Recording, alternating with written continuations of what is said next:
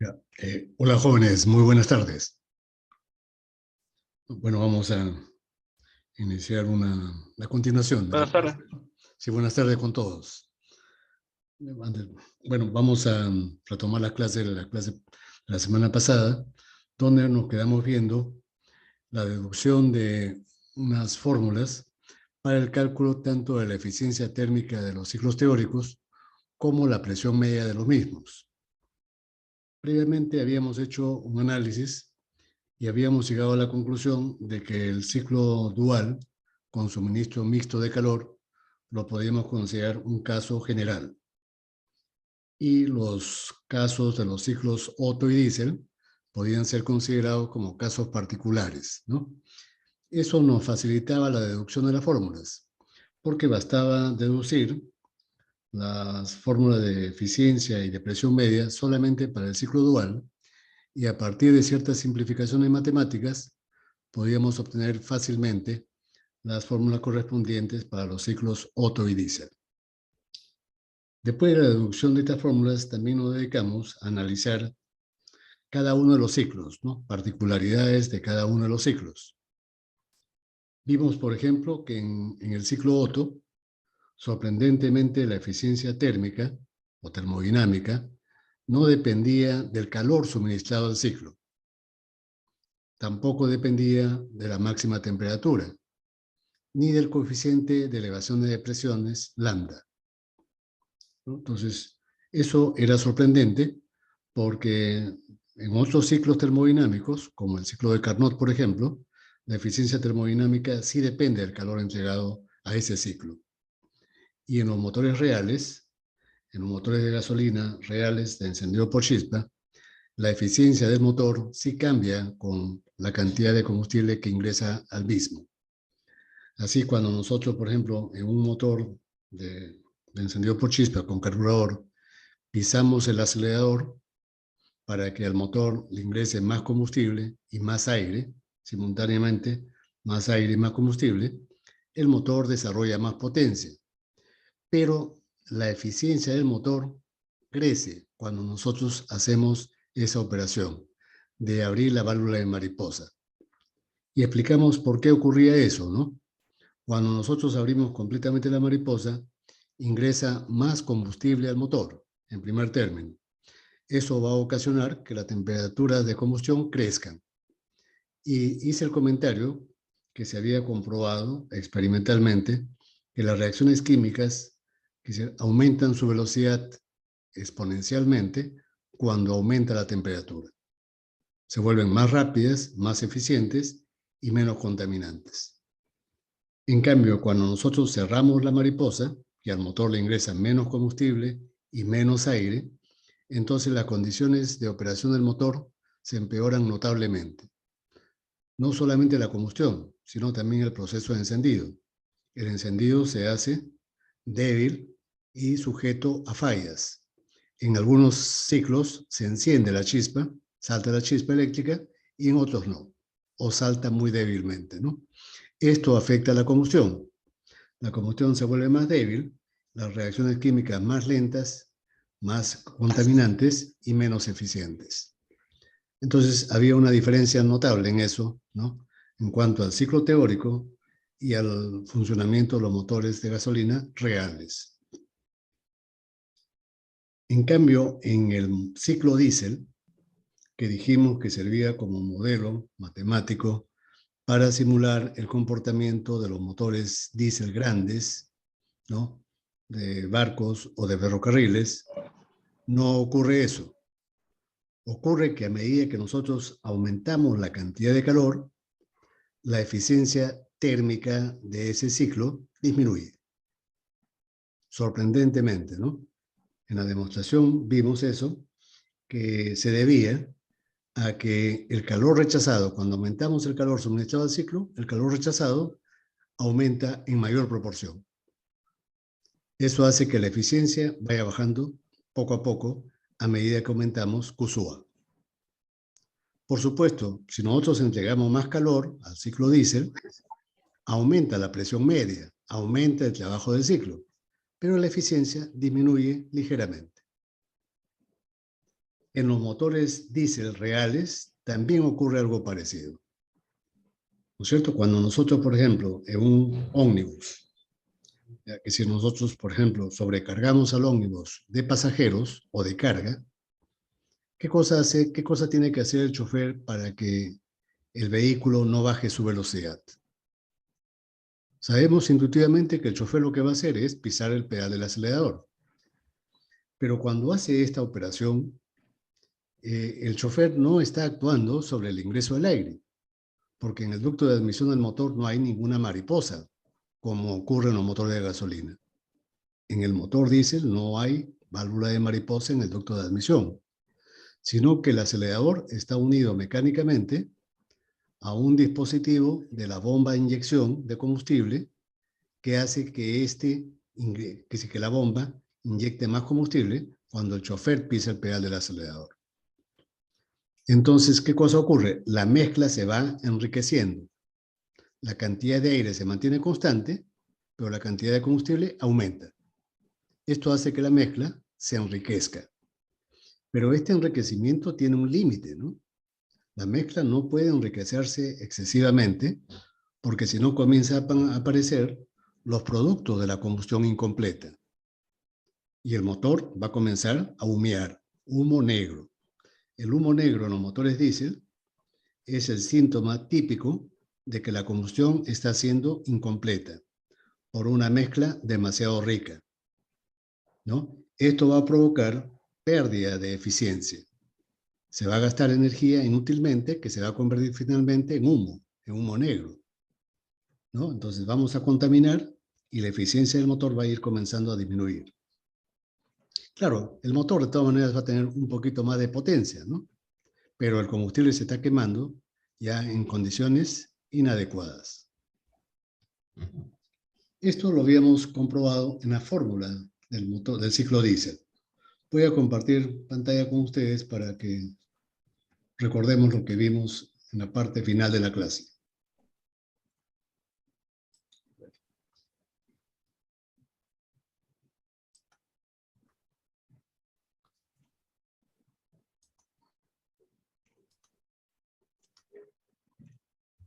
Ya.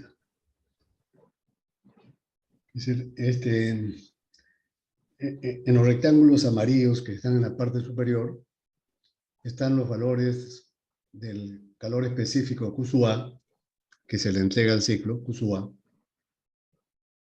en kilojoules por kilogramo, y la cantidad que se rechaza, QSUB, ¿no? Y entonces podemos observar los términos o los parámetros que intervienen en ambas fórmulas. Tenemos que T sub C es la temperatura al final de la compresión, pero este valor de T sub C es función de la temperatura al inicio de la compresión. Es T sub A por epsilon a la K-1. Epsilon es la relación de compresión, ¿no es cierto?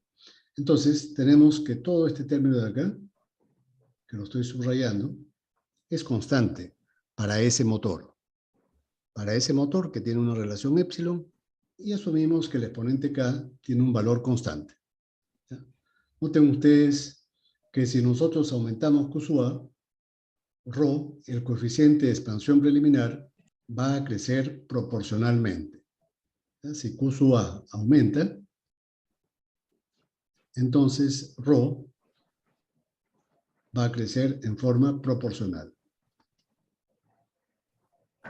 Ahora, ¿qué cosa le ocurre al calor rechazado por el ciclo, rechazado al exterior? Vemos que este término C sub E por T sub A para ese motor se va a mantener constante. ¿Está bien? Y el único factor que va a cambiar es el que está entre paréntesis. El factor que cambia es el término que está entre paréntesis. Obviamente, como en este caso aparece ρ a la K, ρ elevado al exponente K, ese término entre paréntesis va a crecer en mayor proporción que el término correspondiente a Q sub A, ¿no? Va a crecer en mayor proporción. Entonces, matemáticamente, ese es el motivo por el cual la eficiencia térmica va a ir disminuyendo, a medida que crece ρ, tal como se observa en este gráfico. Si nosotros partimos de un ρ inicial de 1,5 y vamos aumentando el calor Q sub A hasta que ρ valga, por ejemplo, 2,25, vemos que la eficiencia va a ir disminuyendo. Desde este valor inicial, 0,55 por ejemplo, hasta este valor final. Digamos 0,52. Entonces disminuye porque el calor rechazado aumenta en mayor proporción que el calor suministrado, Q sub A. Si nosotros recordamos la explicación gráfica que hicimos en la clase pasada, podemos entenderlo con facilidad, ¿no es cierto? Si nosotros, por ejemplo, dibujamos, voy a dibujar en coordenadas TS, todo lo que tenga que ver con eficiencias, mejor es dibujarlo en un diagrama TS. Temperatura, entropía. Entonces, si nosotros dibujamos el proceso de compresión AC,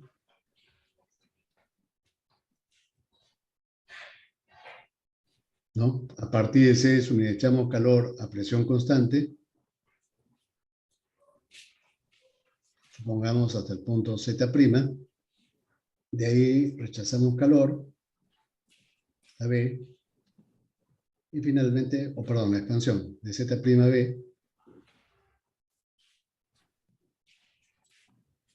y después hasta el punto A. Si nosotros agregáramos más calor, esta curva va a crecer un poco, esa presión constante, pero el rechazo de calor aumenta más rápido, porque la curva isométrica AB es más empinada, tiene más pendiente. Entonces, se puede observar, ¿no?, con claridad que el calor que se rechaza, el aumento del calor que se rechaza, crece más rápido que el calor que le estamos agregando al ciclo. Y por lo tanto, el trabajo crece con menos rapidez. En el ciclo Otto no ocurría eso. En el ciclo Otto, a medida que aumentábamos el calor, Q sub A, Q sub B también crecía en la misma proporción. Aquí Q sub B crece más rápido. El calor que se pierde al exterior crece más rápido. Por eso que la eficiencia va bajando. Ahora, algo interesante. Si nosotros dibujáramos el mismo ciclo diésel en coordenadas presión-volumen, ¿qué tendríamos? ¿Cómo sería el diagrama?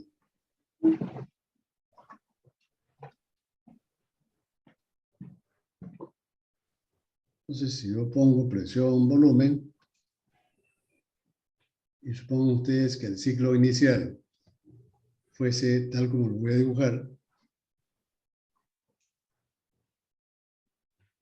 por ejemplo, AC, acá es el punto Z, acá no, me había equivocado, no es Z', sino Z. Después viene el proceso de expansión y el proceso de rechazo de calor, BA. Si nosotros agregamos más calor, el punto Z se desplaza hacia la derecha. Y eso va a provocar que el punto B suba. Vamos a tener un nuevo punto B. ¿No es cierto? El haber aumentado la cantidad de calor al ciclo, ha provocado que el trabajo también se incremente. Este es el incremento del trabajo. El trabajo original era W, pero como le hemos agregado más calor, se ha incrementado el trabajo en esta magnitud, en el área achurada, ¿no?, que la ha achurado. Ahora, ¿qué cosa va a ocurrir en un motor real? Acabo de poner el ejemplo del ómnibus, ¿no?, que el chofer va llenando de pasajeros. Y ya nosotros sabemos por nuestra experiencia cotidiana que si suben cada vez más pasajeros y el chofer quiere ir con la misma velocidad, tiene que pisar el pedal del acelerador. Es decir, se va a inyectar más combustible al motor. Pero mencioné que esto tenía su límite, ¿no? Si la mezcla se enriquece demasiado, entonces la combustión comienza a ser cada vez más incompleta. Y esta combustión más incompleta en un motor diésel se traduce en un humo cada vez más oscuro, más opaco, más negro.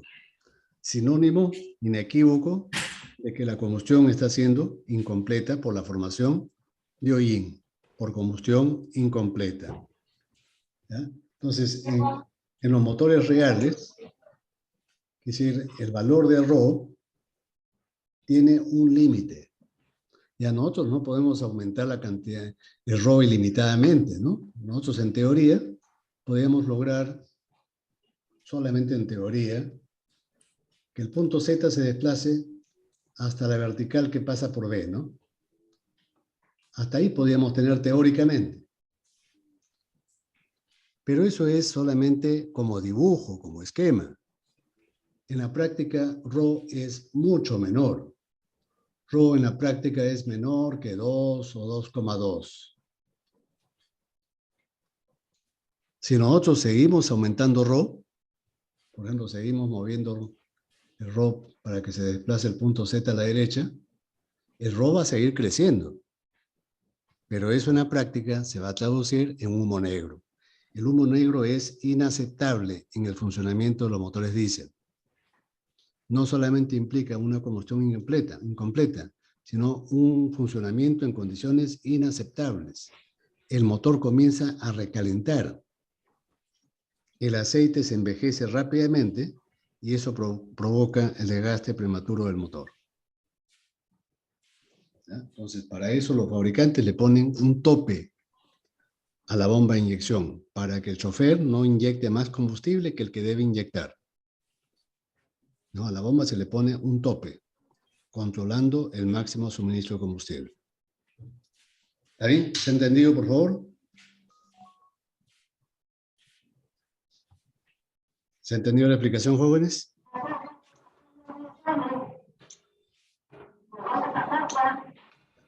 Voy a suponer que sí. Sí, profesor. Muy bien.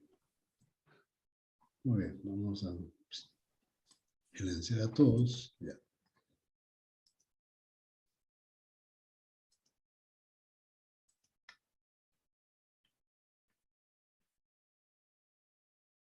Aquí podemos ver lo mismo, ¿no? Que es en el motor diésel, en el ciclo diésel, si nosotros aumentamos el calor QSUA,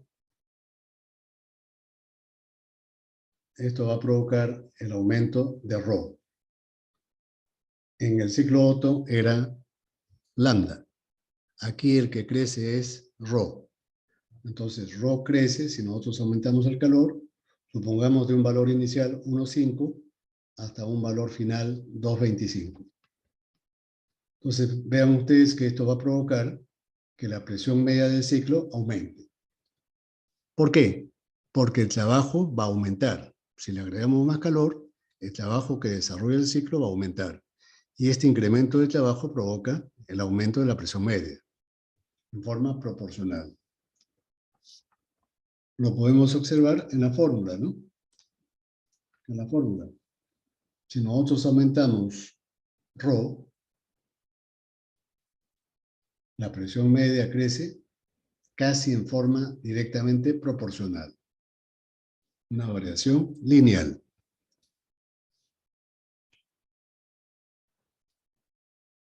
Si nosotros hacemos una comparación gráfica, ¿ya? Que sea un análisis gráfico, entonces, lo que en esta diapositiva se ha pintado de color azul, ¿qué cosa es?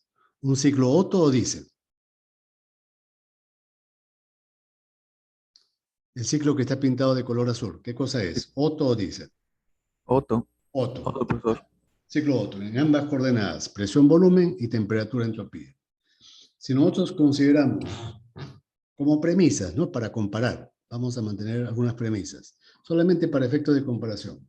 Vamos a suponer que Q sub A es constante. Calor agregado al ciclo por kilogramo de aire o de mezcla, aire-combustible. Vamos a suponer, por supuesto, que es el mismo motor, con el mismo épsilon y el mismo K. Vamos a considerar que el punto inicial de la compresión, el punto A, es el mismo. Por eso P sub A y T sub A constante. Y lo voy a comparar con el ciclo diésel. Lo que en este momento se va a pintar de color rojo es un ciclo diésel, que tiene el mismo épsilon, que tiene el mismo K, y que el calor agregado también es el mismo en ambos casos, para el ciclo Otto y para el ciclo diésel. ¿Ya? Ahora, ¿cuál de esos dos ciclos tiene mayor eficiencia? Si nosotros utilizamos la fórmula de la eficiencia, que es 1 menos Q sub B sobre Q sub A, si Q sub A es el mismo en ambos ciclos, entonces aquel ciclo que rechace más calor va a ser menos eficiente. El ciclo, que pierda más calor va a ser el menos eficiente. Y nosotros podemos ver, acá en el diagrama TS de la derecha, que el ciclo que rechaza más calor al exterior es el ciclo rojo, es el ciclo diésel. ¿Por qué? Porque el área rechazada de 4' a 1 para el ciclo diésel es mayor que para el ciclo Otto, que es un área más pequeña. Entonces llegamos a la conclusión que para estas condiciones que hemos asumido, la eficiencia del ciclo Otto es mayor que la eficiencia térmica del ciclo diésel. Sorprendentemente.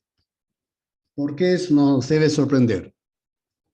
Porque no hay una correlación. Eso no se cumple para los motores diésel reales. Sabemos que los motores diésel reales son más eficientes. Entonces, ¿a qué se debe esta contradicción? Bueno, la contradicción se debe a que una de las premisas que hemos asumido no es válida para los motores reales. ¿Cuál es esa premisa? Que los motores diésel reales siempre trabajan con una relación de compresión mayor. Los motores diésel reales, épsilon, de los motores diésel, siempre son mayores que el épsilon de los motores de gasolina.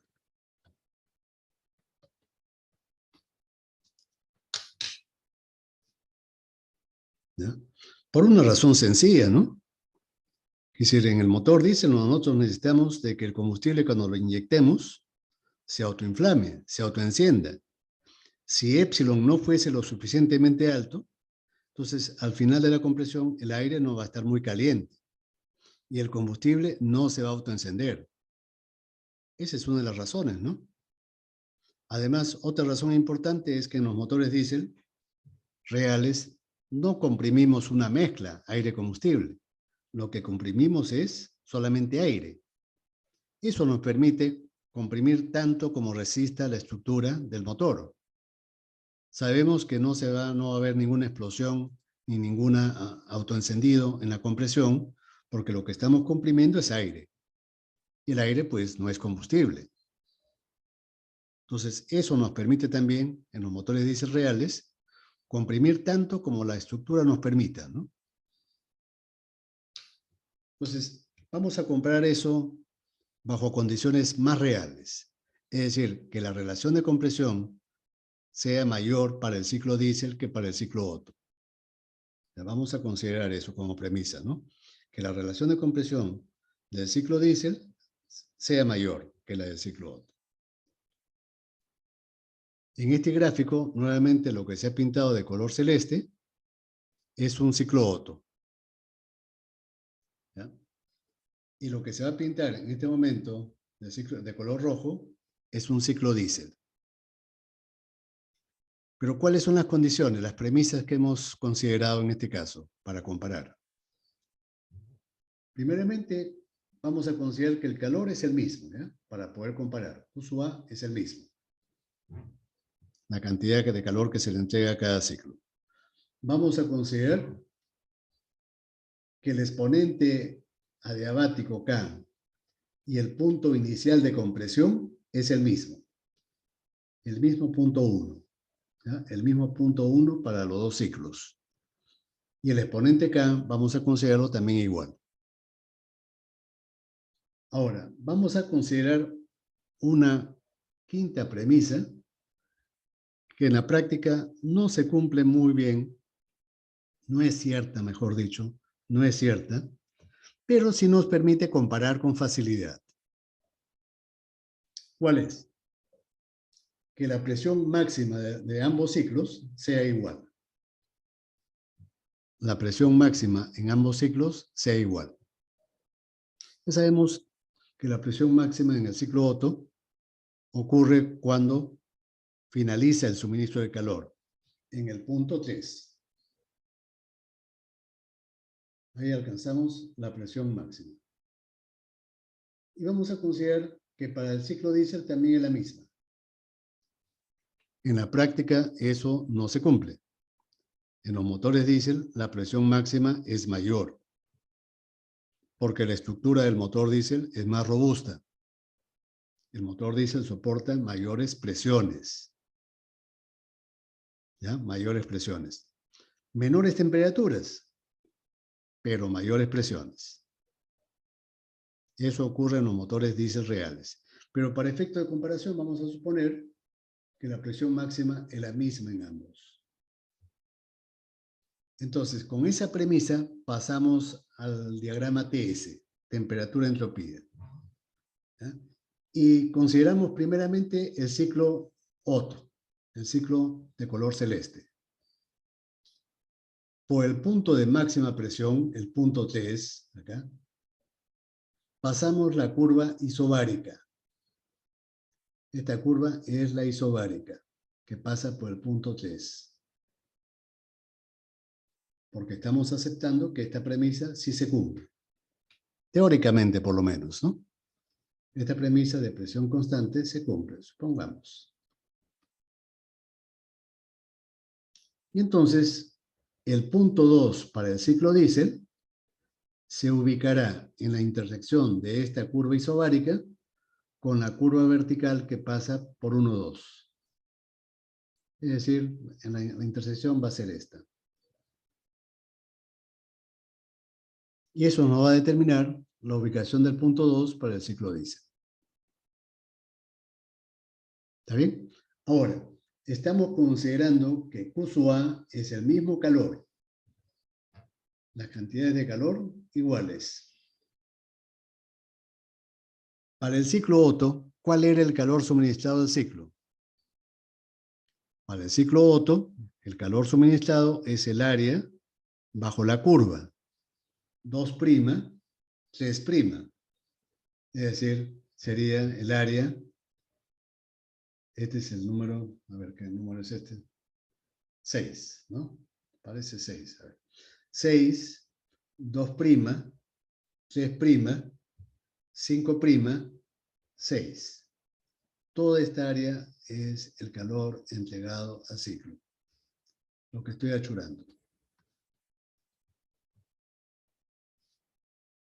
¿Y cuál sería el área para el ciclo diésel?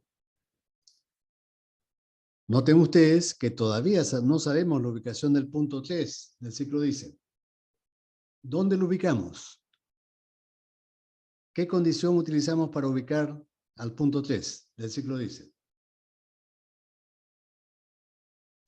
La condición es que el área debajo de la curva roja sea exactamente al área que he achurado del ciclo Otto. Es decir, Q sub A del ciclo Otto es el mismo que el Q sub A del ciclo diésel. Pero como esta curva roja, esta de acá, es más alta que la curva azul del ciclo Otto, entonces el punto 3 del ciclo diésel debe ubicarse a la izquierda del punto 3 del ciclo Otto. El punto 3 debe estar a la izquierda que el punto 3'. ¿No es cierto? porque esta curva roja es más alta que la curva celeste. Y entonces, ahí podemos ver cuál de los dos ciclos rechaza más calor al exterior. ¿Cuál de esos dos ciclos rechaza más calor?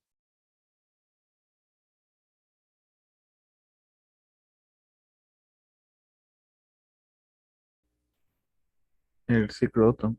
El ciclo Otto rechaza más calor.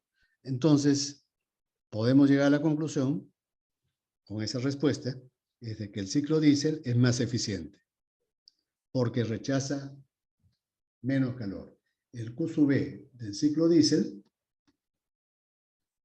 es menor que el Q sub B del ciclo Otto. Y esto nos permite deducir que la eficiencia del ciclo diésel es mayor que el ciclo Otto, ¿no? Y esto sí coincide con la realidad. Los motores diésel son más eficientes que los motores a gasolina. Y una de las razones importantes de ello es que la relación de compresión de los motores diésel siempre es mayor que la relación de compresión de los motores de gasolina. En los motores diésel automotrices, por ejemplo, la relación de compresión puede llegar hasta 24 para camionetas, por ejemplo. Mientras que la relación de compresión para un motor de gasolina, máximo en la actualidad, llega a 11, 11,1, 11,2, no más. Además, hay otra razón adicional, pero que todavía no le hemos explicado. Los motores diésel siempre trabajan con exceso de aire. Y el exceso de aire permite siempre una combustión más completa. Los motores de gasolina trabajan con una relación aire-combustible cercana a la estequiométrica. Es decir, con muy poco exceso o sin exceso. En cambio, los motores diésel siempre trabajan con un exceso apreciable. ¿Está bien? ¿Se ha entendido?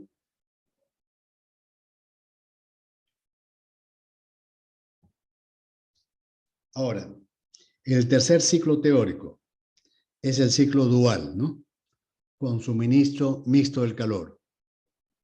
Nosotros sabemos que en este ciclo dual, una parte del calor se suministra a volumen constante, la primera parte, y la segunda parte se suministra a presión constante, ¿no? Tal como lo hemos dibujado ahí en el diagrama. En ese diagrama TS se ve que una parte del calor durante el proceso CZ', este es a volumen constante, se suministra el calor Q sub A', ¿no? Es decir, el área debajo de la curva CZ' es el calor Q sub A', todo el área. No lo voy a churar para no llenar la figura de líneas y rayas, ¿no?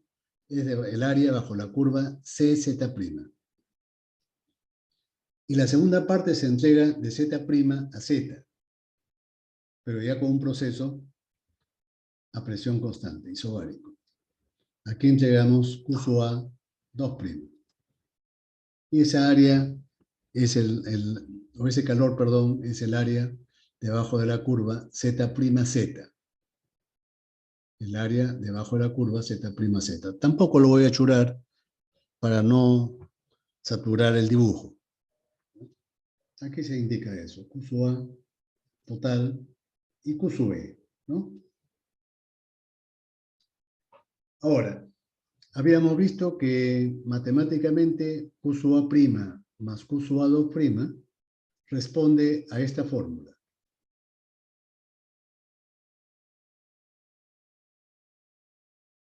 ¿No? En función de lambda y en función de rho. ¿No? En función de lambda y en función de rho. Además de C sub B y T sub C. Ya sabemos que T sub C es igual a T sub A por epsilon a la K menos 1.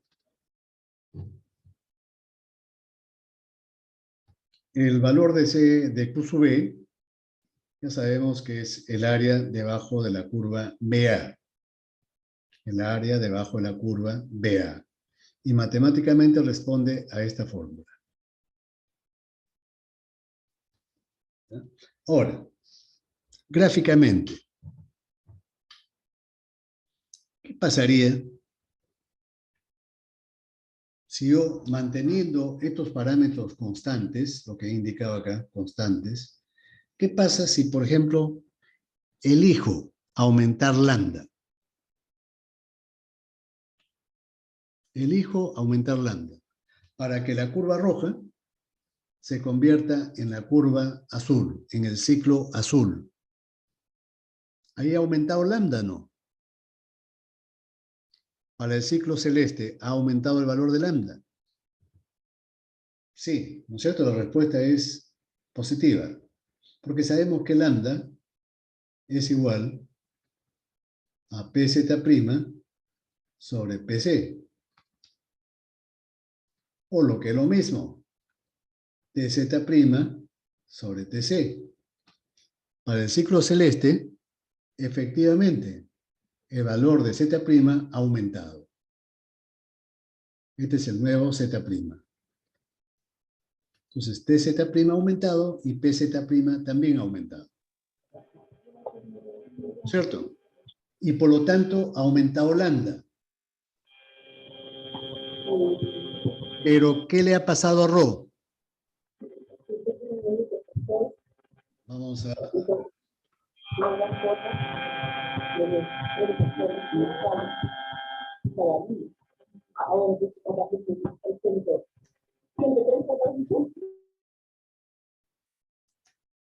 A ver. Eso tengo que hacer porque alguien entra con el micro prendido, ¿no? A ver. Entonces, ¿qué le ha pasado? Ha aumentado lambda, manteniéndose Q sub A constante. ¿Qué le ha pasado a Rho? Si Q sub A' crece, y yo quiero mantener Q sub A constante, obviamente Q sub A2' debe disminuir. Y cuando Q sub A2' disminuye, esto implica que Rho disminuye. Entonces, si lambda aumenta, Rho tiene que disminuir para que Q sub A se mantenga constante. Los dos no pueden crecer. Lambda y Rho no pueden crecer simultáneamente si yo quiero que Q sub A se mantenga constante. Claro, otra cosa sería que yo permita que Q sub A aumente, ¿no? Si Q sub A aumenta, ahí sí, lambda y Rho pueden crecer. Pero yo mismo me estoy planteando la condición de que Q sub A se mantenga constante. Entonces, si lambda aumenta, Rho tiene que disminuir. Y viceversa.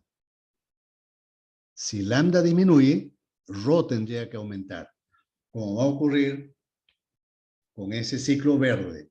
En este ciclo verde también es dual. ¿Qué cosa le ha pasado a lambda? ¿Qué le ha pasado a lambda en el ciclo verde? En el ciclo verde, lambda ha disminuido y Rho ha aumentado. O lo que es lo mismo, Q sub A' ha disminuido y Q sub A2' ha aumentado. ¿No es cierto? Ahora, ¿qué cosa le pasa al ciclo cuando lambda aumenta? ¿Qué le pasa a Q sub B, al calor rechazado? ¿Aumenta o disminuye? Para el ciclo celeste, con respecto al ciclo rojo, ¿el calor rechazado ha aumentado o ha disminuido?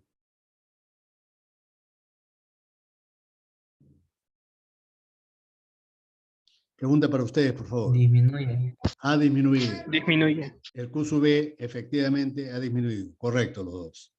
Entonces, eso implica que la eficiencia térmica ha aumentado.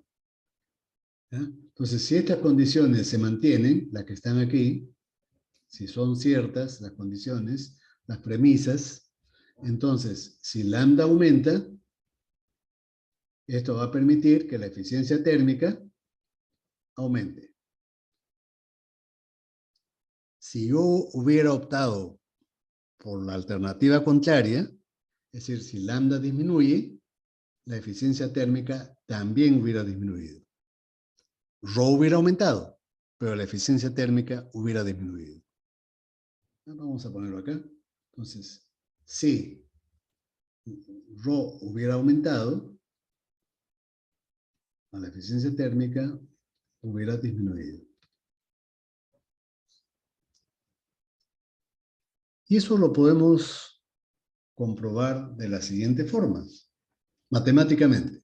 ¿Cómo lo podemos comprobar matemáticamente?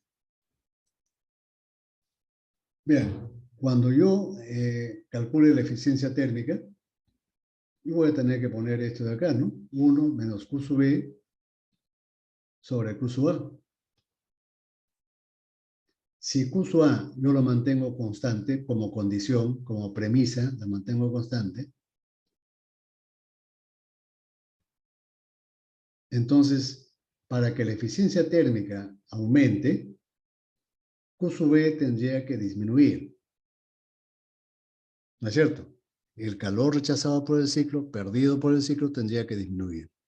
Y entonces yo veo la fórmula de Q sub B, analizo la fórmula de Q sub B.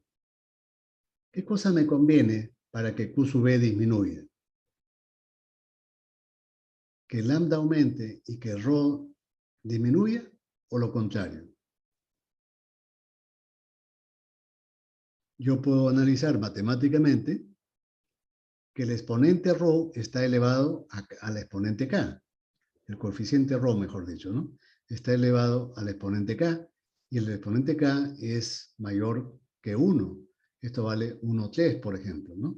1,3. Mayor que 1.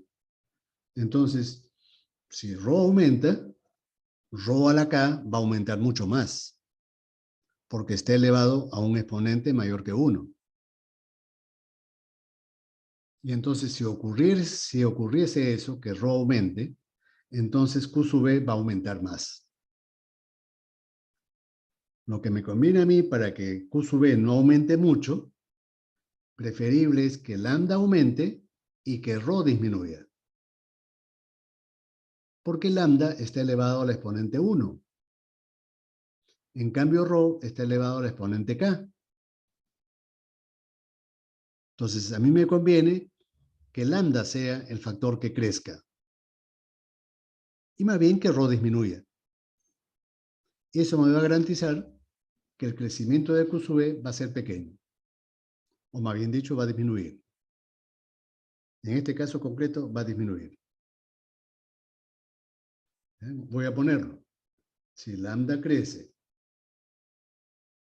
y Rho disminuye, manteniéndose Q sub A constante, entonces esto va a implicar que Q sub B disminuya. Y si Q sub B disminuye, manteniéndose Q sub A, la eficiencia térmica va a aumentar.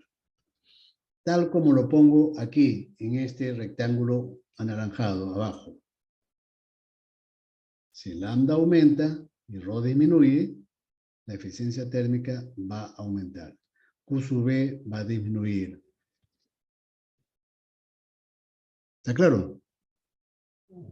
Entonces, matemáticamente y gráficamente hemos comprobado que eso se va a cumplir si es que se mantienen estas premisas.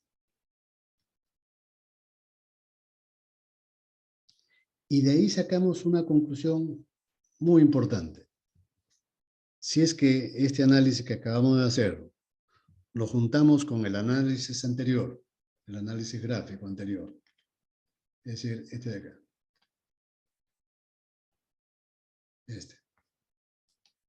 ¿A qué conclusión podemos llegar? Importante, que se cumplen todos los motores. Si yo comparo, por ejemplo, el ciclo Otto con el ciclo diésel, tal como lo he hecho acá, desde el punto de vista termodinámico, ¿qué cosa es mejor? ¿Cuál es la mejor opción? ¿Suministrar el calor a volumen constante o a presión constante? Vimos y demostramos gráficamente y matemáticamente que era preferible suministrar el calor como en el ciclo Otto, ¿no? Dadas estas condiciones, es preferible suministrar el calor a volumen constante que a presión constante. Eso nos va a garantizar una mayor eficiencia. Y en este último gráfico del ciclo dual, también hemos visto lo mismo. Es preferible suministrar más calor a volumen constante que a presión constante. Es preferible que el ciclo rojo se convierta en el ciclo celeste en vez de que se convierta en el ciclo verde. ¿Ya? Si nos dieran a optar, a escoger, preferible es el ciclo celeste que el ciclo verde. Porque en el ciclo celeste estamos suministrando más calor a volumen constante. Y eso se cumple siempre, no solamente en los motores de combustión interna, en cualquier máquina de combustión. Lo ideal para garantizar de que la combustión se realice a mayor temperatura y con mayor eficiencia, es necesario que el momento en que se produce la combustión, el volumen sea el más pequeño posible. La cámara sea la más pequeña posible. ¿Por qué? Porque así los reactivos, el aire más el combustible, van a estar más concentrados en un volumen más pequeño. ¿Está claro? Y entonces cuando toda la energía química se transforme en calor, ese calor va a servir para aumentar la energía interna de los gases. ¿Qué implica eso? Que la energía interna de los gases crezca. Que la temperatura de combustión sea máxima. Cuando la combustión se realiza en un volumen pequeño y constante, toda la energía interna del combustible se convierte en alta temperatura de los gases, en la máxima temperatura de los gases. De tal forma que cuando comienza la expansión, los gases están a gran presión y a gran temperatura. Esa gran presión de los gases va a empujar al pistón muy enérgicamente en la carrera de expansión y se va a producir una gran cantidad de trabajo. Si nosotros permitimos que la combustión se realice a presión constante, ¿qué va a implicar eso? Que el pistón va a comenzar a bajar como en el ciclo diésel, ¿no? En el ciclo diésel, vean ustedes qué cosa pasaba en el ciclo diésel.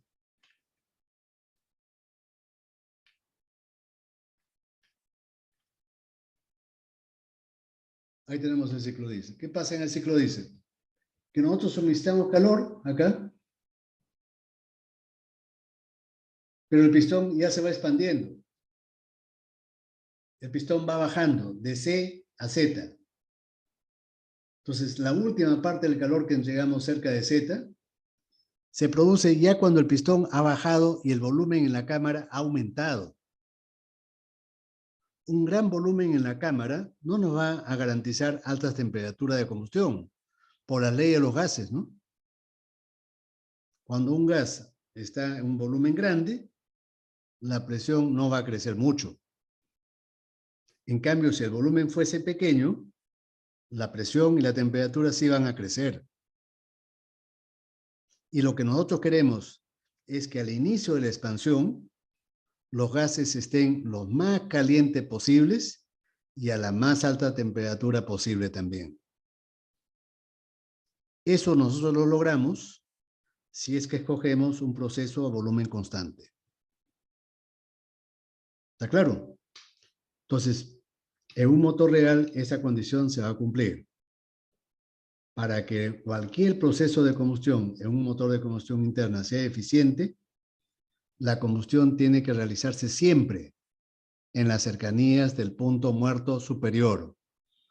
cuando el volumen del cilindro es pequeño.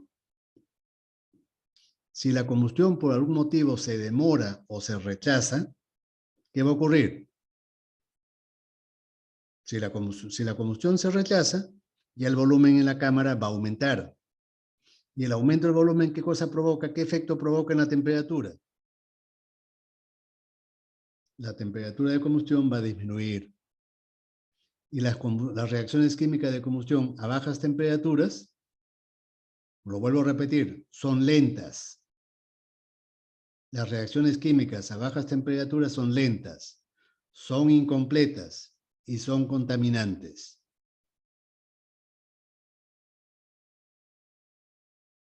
¿Está bien? ¿Hay alguna pregunta de lo que acabo de mencionar? Eso que he dicho es muy importante. ¿Ya? Lo apuntan. Cuando escuchen la grabación, lo apuntan.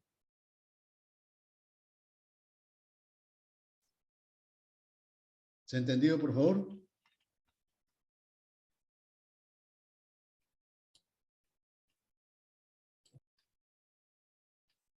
Supongo que sí.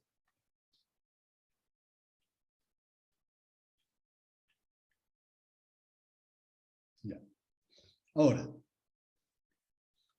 mire, en este caso voy a hacer, estos gráficos son utilizando el Excel. No pongo acá el programa en Excel, ustedes lo van a ver en el aula virtual, está el Excel correspondiente, solamente estoy utilizando acá en la diapositiva los gráficos de los parámetros termodinámicos del ciclo dual, bajo la premisa que Q sub A se mantenga constante.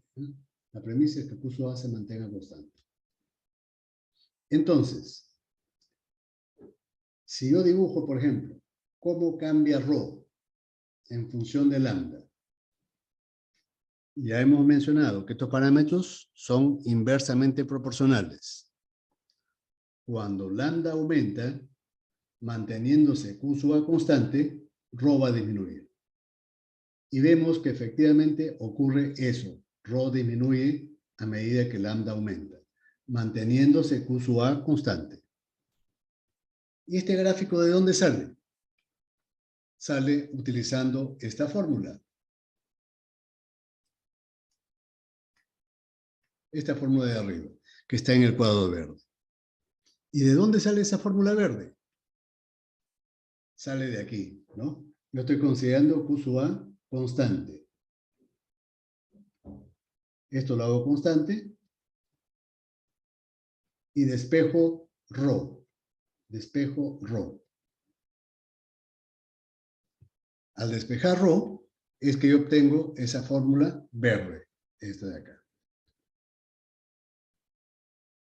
¿Está claro? Y entonces dibujo ρ en función de lambda. Vean ustedes los rangos de variación. Lambda varía desde 1 hasta este caso concreto, ¿no? 3.8, digamos. Cuando lambda alcanza su máximo valor de 3,8, en este caso concreto, ¿cuánto vale ρ? Vale 1. ¿Ya? Cuando lambda es máximo, ρ es mínimo. Y el ρ mínimo es 1. Pero, ¿en qué ciclo se cumple que ρ vale 1? Si ustedes recuerdan la clase pasada, eso ocurre en el ciclo Otto. Estaríamos convirtiendo el ciclo dual en ciclo Otto. El ciclo Otto sería el caso límite, ¿no? Cuando tengamos lambda máximo y ρ mínimo. Si consideramos lo contrario, la variación de ρ varía desde el valor mínimo de 1 hasta el valor máximo, digamos, 3,1 en este caso concreto. No significa que no pueda variar más, ¿no? En otro caso podría ser mayor. Ahora, vean ustedes, cuando ρ alcanza su valor máximo de 3,1, ¿qué le pasa a lambda? ¿Cuánto vale lambda? Lambda es el valor mínimo. El valor mínimo es valor 1. ¿En qué ciclo se cumple que lambda vale 1?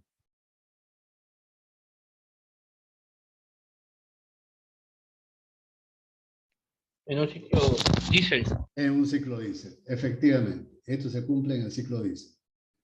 Entonces, el ciclo dual lo hemos convertido en ciclo diésel cuando lambda valga 1. ¿Ya? Son los casos límites. Ahora, vean ustedes cómo cambia la eficiencia térmica a medida que lambda aumente. Si lambda aumenta, disminuyendo simultáneamente ρ, eso provoca que la eficiencia térmica del ciclo va a ir aumentando. Claro, cada vez en forma más lenta, ¿no? No es una tendencia lineal, no es un crecimiento lineal. Va creciendo, claro, cada vez con más lentitud, pero crece. Entonces nos conviene que el ciclo dual se parezca más al ciclo Otto que al ciclo diésel, en aras de que la eficiencia aumente. ¿Ya? Ahora, ¿qué cosa le pasa a los parámetros de temperatura y presión cuando esto ocurra? Cuando lambda crezca. Cuando lambda crezca, vean ustedes, las temperaturas máximas Tz y Tz' van a crecer. Y eso lo habíamos visto en el gráfico anterior, aquí. Vean ustedes, ¿qué le pasa a la temperatura Tz?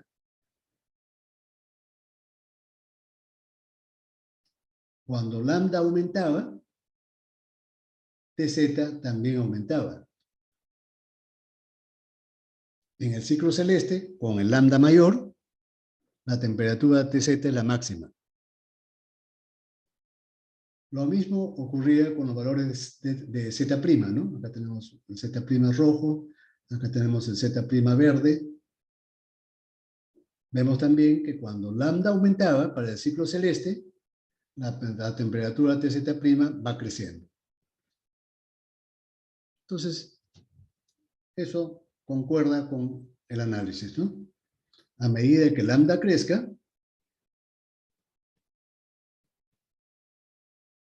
Tz y Tz' van a aumentar.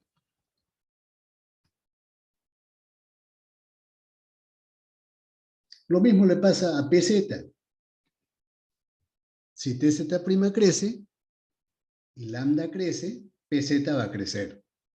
Si lambda crece,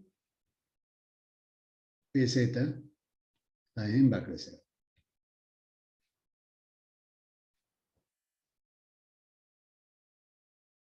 Entonces, nosotros podríamos decir, sería pues ideal que el ciclo dual, hacerlo que se convierta al ciclo Otto. En la práctica, eso significaría que convirtamos a un motor diésel en un ciclo parecido al motor de gasolina. Pero eso no se puede hacer. En un motor diésel siempre va a funcionar con autoencendido. No va a funcionar con una bujía, en primer término, ¿no? Los motores diésel van a funcionar partiendo de la premisa que el combustible se va a autoencender por el calor que se genera en la compresión, no por la acción de una bujía.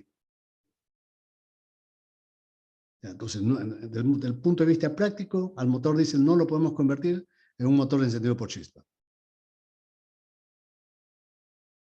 Además, tenemos otras limitaciones.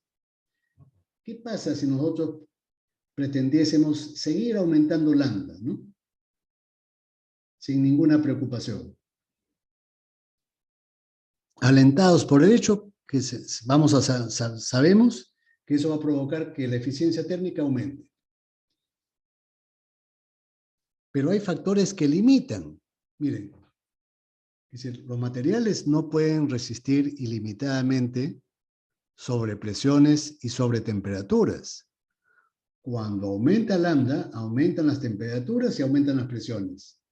Pero los materiales no pueden soportar ilimitadamente altas temperaturas y altas presiones. Eso va a provocar el colapso del motor. Si sobrepasamos ciertos valores de presiones y temperaturas máximas, vamos a provocar el colapso del motor. Entonces, en términos prácticos, vamos a tener temperaturas máximas permisibles. Por ejemplo, este valor. No vamos a poder superar este valor. Y este valor nos va a determinar un valor de lambda máximo. Desde el punto de vista de temperatura, este sería el lambda máximo. Y del punto de la presión, lo mismo. El motor no puede sobrepasar esta presión. Esta es la presión máxima. Y esto nos va a determinar otro lambda. Lambda 2 máximo. El otro era lambda 1. De estos dos lambdas, obviamente tengo que escoger aquel que satisfaga ambas limitaciones de máxima temperatura y máxima presión. Entonces yo escojo el lambda menor. Generalmente el lambda menor está determinado por las limitaciones de presión. El lambda menor está determinado por los valores máximos de presión. ¿Cuánto es ese lambda? Digamos, ese lambda 2. Para un ciclo de un motor automotriz diésel. Un motor de automóvil o de camioneta o de un pequeño ómnibus diésel. 2. Para que los materiales soporten las máximas presiones y las máximas temperaturas.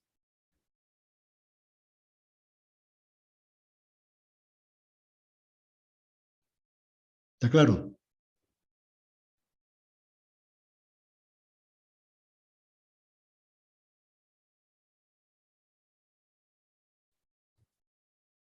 Para que se cumpla eso, por ejemplo, yo no podía utilizar gasolina en un motor diésel. ¿Qué pasaría si utilizo yo gasolina en un motor diésel? Como la gasolina se autoenciende con más dificultad que el petróleo, eso va a provocar que lambda crezca. Pero si lambda crece, se van a sobrepasar los valores de máxima presión y máxima temperatura. Entonces, no puedo utilizar gasolina en los motores diésel, porque la gasolina se autoenciende con dificultad. Y cuando se encienda va a provocar una gran detonación. Esa detonación va a provocar sobrepresiones que van a hacer que el motor colapse. Entonces, en el motor diésel yo tengo que utilizar un combustible que se autoencienda con rapidez para que no provoque una detonación muy severa y eso no provoque daños en el motor. Claro, esto me estoy adelantando, solamente lo estoy comentando, ¿no? Ya cuando vayamos avanzando en el curso, vamos a entender cabalmente lo que estoy diciendo, ¿no? Que yo en un motor diésel no podía utilizar gasolina como combustible, porque eso provocaría una detonación que provocara grandes daños estructurales al motor.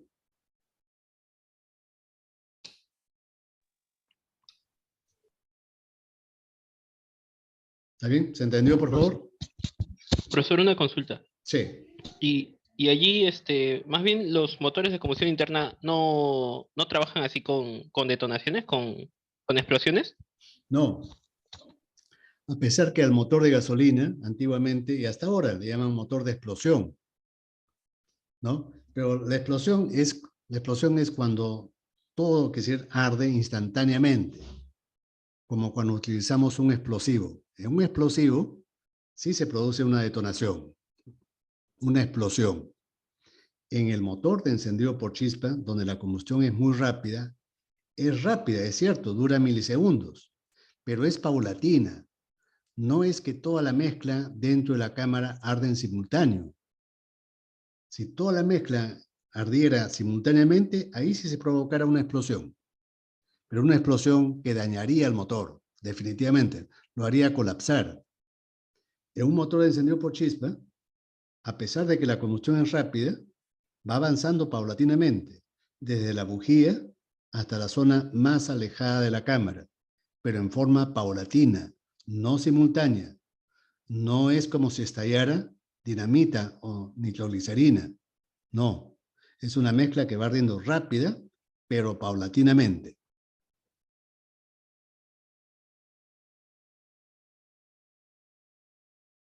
¿Está claro?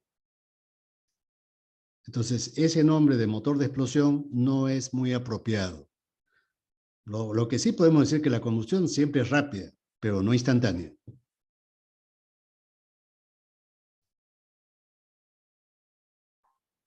Es como explicó una vez, si no me equivoco, por zonas entonces, ¿no? O sea, Sí, sí, va avanzando paulatinamente.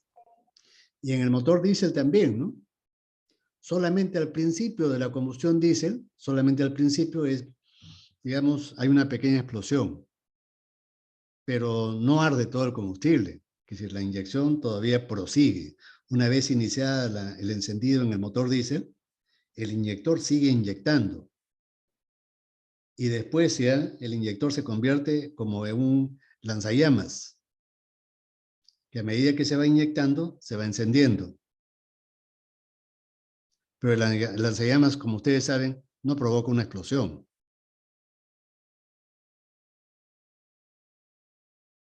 La explosión se produce solamente si es que todo el combustible ardiese instantáneamente, simultáneamente, todo.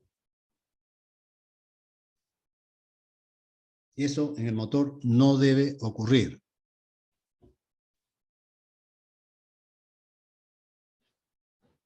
¿Está bien? ¿Se entendió? sí, ahora sí. Gracias, profesor. Ya, perfecto. Ahora, acá vean ustedes cómo cambia la eficiencia térmica de los ciclos teóricos, ¿ya? De los ciclos teóricos. Lo estoy resaltando, no de los motores reales, sino teóricos. Pero utilizando las relaciones de compresión reales, de motores reales. Para el ciclo Otto tenemos la curva azul, Otto. La curva verde es para el ciclo dual. Como por ejemplo, los motores diésel de automóviles o camionetas. Y la curva roja es para los motores diésel reales, grandes. Pero el valor de la eficiencia térmica, repito, corresponde a los ciclos teóricos. Podemos ver ahí, se puede uno dar cuenta, que si nosotros extrapoláramos las curvas para todo el rango, ¿cuál sería el ciclo que tiene más eficiencia? Si es que en los tres ciclos utilizáramos el mismo rango de épsilon. Visualmente, para una determinada relación de compresión, por ejemplo, para esta relación de compresión, ¿cuál de los tres ciclos tiene mayor eficiencia? El Otto. El Otto. Y ahora ya sabemos por qué.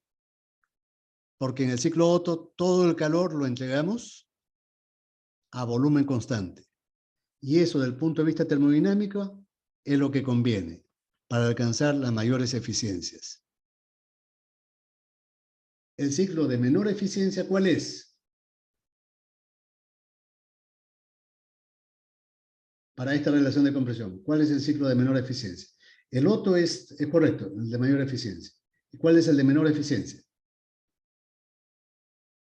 El diésel. El diésel. ¿Por qué motivo? Porque el calor lo entregamos íntegramente en un proceso isobárico, cuando el pistón continuamente va bajando y cada vez el volumen en la cámara es mayor. Eso no nos permite alcanzar altas temperaturas. En el ciclo dual es un término intermedio, ¿no? Entonces, las tendencias son razonables. El ciclo de mayor eficiencia desde el punto de vista termodinámico es el ciclo Otto. Pero vemos que en la práctica el rango de épsilon de los motores de gasolina solamente es este, de 8 hasta 11, ¿no? En cambio, en los automóviles con motor diésel, el rango de relación de compresión es mayor. A pesar de que termodinámicamente no es muy bueno, no es tan bueno como el ciclo Otto, pero debido a las altas relaciones de compresión, esos motores reales tienen mayores eficiencias. ¿Se ha entendido?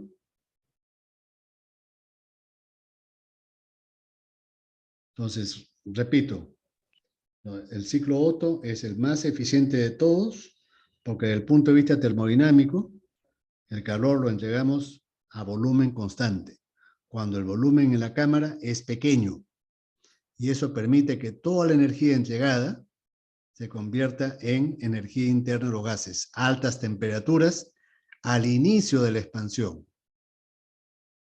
Eso es lo que queremos, que al inicio de la expansión tengamos las mayores temperaturas y las mayores presiones, para que esa presión de los gases empuje enérgicamente al pistón y eso permita desarrollar una gran cantidad de trabajo motriz.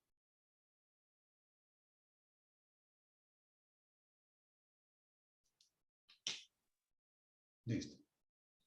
Profesor, y una consulta, es lo que menciona de que el ciclo Otto se desarrolla a volumen constante, es nada más teórico, ¿no? O sea, en la Teórico. práctica no Eso ocurre. es aproximado, aproximado. Es decir, en un motor Otto, en un motor de gasolina, durante la combustión, el volumen, por ejemplo, cambia, digamos, un 5 o 6% con respecto al volumen muerto. Aumenta en 6%. Pero en un motor diésel, aumenta más, porque entregamos calor, es decir, ya cuando el pistón está bajando. Pero lo que usted comenta es cierto, solamente es teórico, solamente teóricamente, ¿no? El calor se suministra a velocidad infinita. Y por eso que el volumen lo consideramos teóricamente constante, ¿no? En la práctica eso es imposible.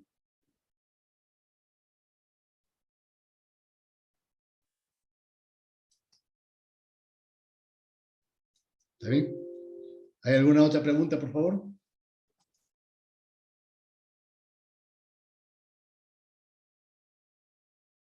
No hay más preguntas. Ya.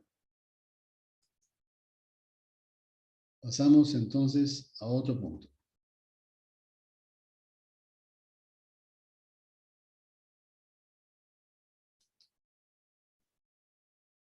La sobrealimentación. Un ratito, por favor. Lo que hemos visto son los ciclos termodinámicos de los motores correspondientes a los motores de combustión interna y de aspiración natural.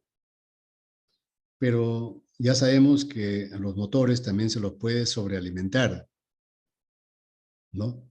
De tal forma que el motor, durante la admisión, entre más aire o entre más mezcla aire-combustible, ¿no? Entonces, con eso nosotros logramos aumentar notablemente la presión media.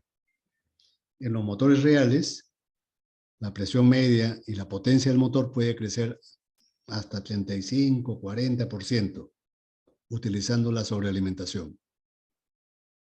Casi con el mismo motor, ¿no? Es decir, el turbocompresor es un dispositivo relativamente pequeño, muy pequeño, si lo comparamos con un motor. Así, por ejemplo, para un motor de una Custer, todos conocemos una Custer, es decir, el turbocompresor no supera el tamaño de una pelota de básquet. Un motor que tienes 100 kilowatts de potencia, su turbocompresor no supera el tamaño de una pelota de básquet. Por eso que se puede asumir que el peso es el mismo que el del motor de aspiración natural. Pero el motor, gracias a ese turbocompresor, puede aumentar 30, 35, 40% más de potencia. Obviamente en el campo automotriz esto es de vital importancia, ¿no? tener gran potencia con un motor liviano.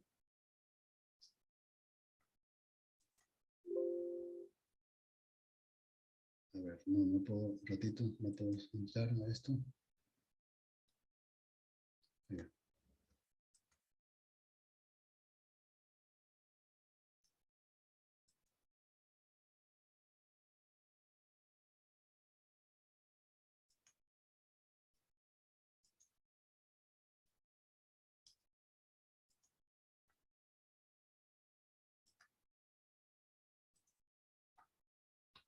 Ya. Bien.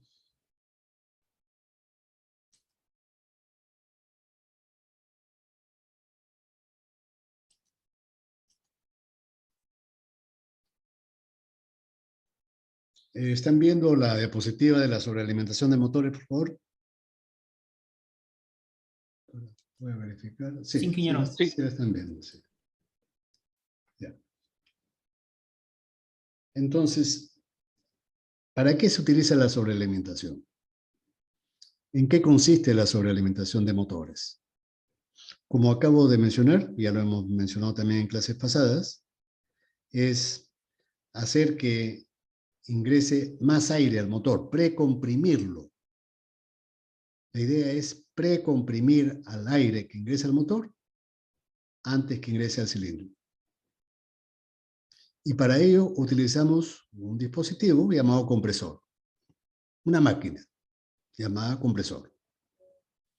Esa máquina puede ser un compresor accionado mecánicamente, como en la figura A, ¿no? La figura A, este es el compresor 1. Este compresor es accionado por el propio cigüeñal a través de este mecanismo de transmisión 2.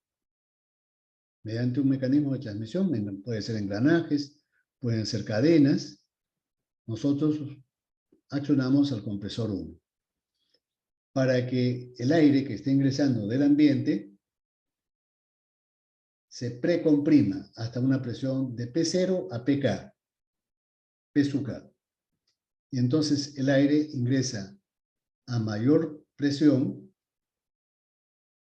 a mayor temperatura, lamentablemente, pero a mayor densidad, Rho sub K. Los tres parámetros crecen.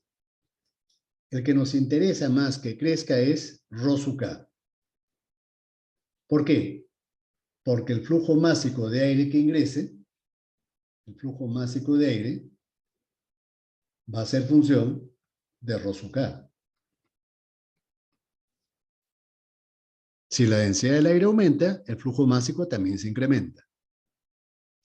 Ahora, la forma más difundida y más utilizada en el campo automotriz y también en motores estacionarios, es utilizar un turbocompresor. Un turbocompresor. Un turbocompresor es una máquina que está compuesta de una turbina y de un compresor, unidos mediante un solo eje. El rotor de la turbina y el rotor del compresor unidos por un mismo eje. En este caso, para accionar a la turbina, esta es la turbina 4, el rotor de la turbina es 4, se acciona cuando los gases de escape que salen del motor entran a la turbina y se expanden, esos gases de escape se expanden en los álabes de la turbina. En vez de eliminarlos inútil medio al medio ambiente, hacemos que los gases de escape previamente pasen por el rotor de la turbina. Y así aprovechamos la energía remanente, la energía térmica remanente de los gases de escape, en vez de desaprovecharlos. ¿Está claro? El rotor de la turbina comienza a moverse, el eje comienza a girar y por lo tanto el compresor va a comenzar también a moverse. El aire que está siendo succionado por el motor, el que succiona el aire no es el compresor, ¿eh? Muchos creen que el compresor es el que succiona. El que succiona es el movimiento del pistón. ¿Cuál es la función entonces del compresor? Lo que hace el compresor es comprimirlo a ese aire que está siendo succionado por el pistón del motor. Lo precomprime antes que ingrese al cilindro, aumentando por lo tanto el flujo másico. El flujo másico de aire crece porque aumenta la densidad, ¿no? Esto es porque aumenta la densidad del aire. Y entonces eso nos permite aumentar la potencia, la presión media, hasta un 35%, con un solo turbocompresor. En la actualidad hay la tendencia a ponerle en los autos de alta competencia, de alta gama, le ponen hasta 2 turbocompresores en serie. 2 turbocompresores en serie, ¿no? Pero ese es para vehículos de alta gama. Ahora, vean ustedes que yo también puedo utilizar 2 compresores en serie. Uno accionado mecánicamente y el otro un turbocompresor. 2 etapas de compresión. 1 y 2. Uno en el compresor mecánico y otro en el turbocompresor. El ejemplo típico de un compresor mecánico accionado por el propio motor es el caso del soplador Roots, que ya lo hemos comentado, ¿no? Este soplador Roots es común en los motores grandes de 2 tiempos, motores diésel grandes de 2 tiempos. Un soplador Roots, vean ustedes, es como el que se muestra aquí, ¿no? Le han sacado la tapa para poder observar los rotores. Estos 2 rotores están articulados mediante engranajes. Mecánicamente están sincronizados y accionados por engranajes. Entonces, el movimiento de estos rotores y la succión que provoca el descenso del pistón hace que el aire ingrese por esta zona, ¿no? La zona de impulsión. La parte izquierda le llaman zona de impulsión. O de aspiración, ¿no? Aspiración, perdón. Aspiración. El aire entra. Vean ustedes que en algún momento este aire va a quedar atrapado, por ejemplo, aquí, en la parte superior. Pero a medida que este lóbulo, este rotor, siga girando, ¿qué le va a pasar a este volumen? ¿Qué va a pasar cuando este rotor siga girando? ¿Qué le pasa al volumen que está atrapado ahí? Ese volumen va a disminuir. Y cuando disminuya, ¿qué le va a pasar a la presión? Va a aumentar. Va a aumentar. Va a aumentar. ¿Ya? Entonces, esta es la zona de impulsión.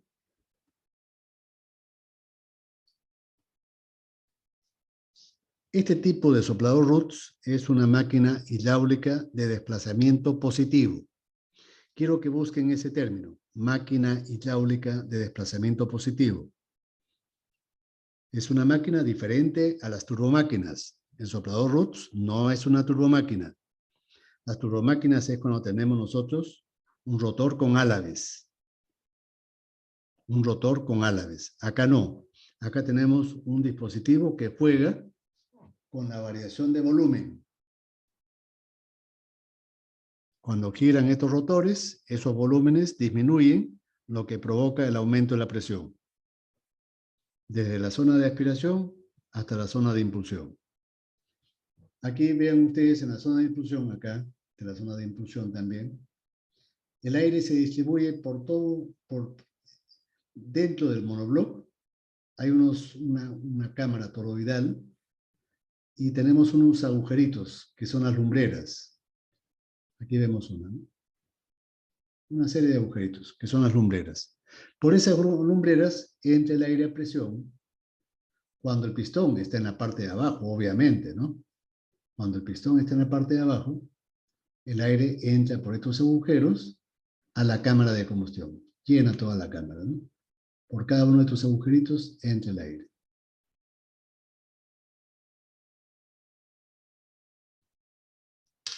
estando el pistón abajo, en el punto muerto inferior.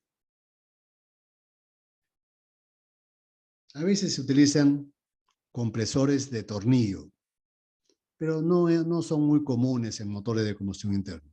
Los más comunes son o turbocompresores o soplador Roots. Aquí tenemos una figura más realista, ¿no? Más real. Tenemos el turbo, vean ustedes, este es el turbocompresor. Voy a marcarlo.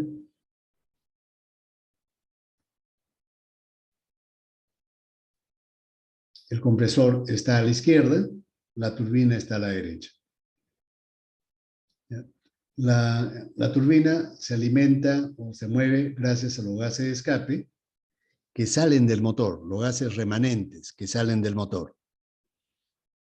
¿Ya? Que en vez de expulsarlos directamente al ambiente, al medio ambiente, hacemos que previamente pasen por los álabes del rotor de la turbina, para que ésta se mueva.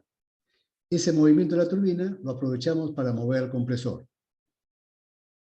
El compresor se encarga de comprimir el aire que está siendo admitido, succionado por el movimiento del pistón.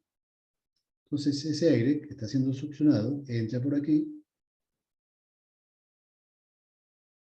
Pero, ¿qué cosa le ocurre cuando pasa por el compresor? Aumenta su presión, aumenta su temperatura y aumenta su densidad. Pero nosotros queremos que aumente la presión y queremos que aumente la densidad. Pero, ¿acaso queremos que la temperatura aumente? ¿No es cierto que el incremento de la temperatura impide que la densidad crezca más? La densidad del aire podría crecer un poquito más si es que de alguna forma lo enfriamos previamente al aire. El aire que se ha calentado, cuando pasa por el compresor, se calienta un poco. Y la temperatura de la salida del compresor puede ser, por ejemplo, de unos 120 grados centígrados, tranquilamente. Solamente por efecto de la compresión al pasar por el compresor. ¿Qué les parece? ¿No creen ustedes que sería una buena idea bajar estos 120 grados centígrados a 60 o 70? ¿Qué cosa ganamos enfriando el aire? Vamos a disminuir el volumen, ingeniero. ¿Vamos a disminuir el volumen o vamos a aumentar la densidad? ¿No es cierto? Es lo mismo. Sí. Vamos a aumentar la densidad. Y si aumenta la densidad, ¿no es cierto que eso va a provocar el aumento del flujo másico? Eso es lo que queremos hacer. ¿Y qué hacemos para enfriarlo? Lo pasamos por un intercambiador de calor. Este es el intercambiador de calor. En el campo automotriz o en el campo de motores, a ese intercambiador se le llama intercooler. Es un intercambiador de calor, ¿no? El aire pasa por un serpentín y transversalmente hacemos que una corriente de aire frío atraviese externamente, ¿no? Por estas tuberías, por este serpentín. Y entonces el aire que pasa por el serpentín se va a enfriar. ¿Cuánto? Digamos unos 50, 60 grados centígrados, que es bastante.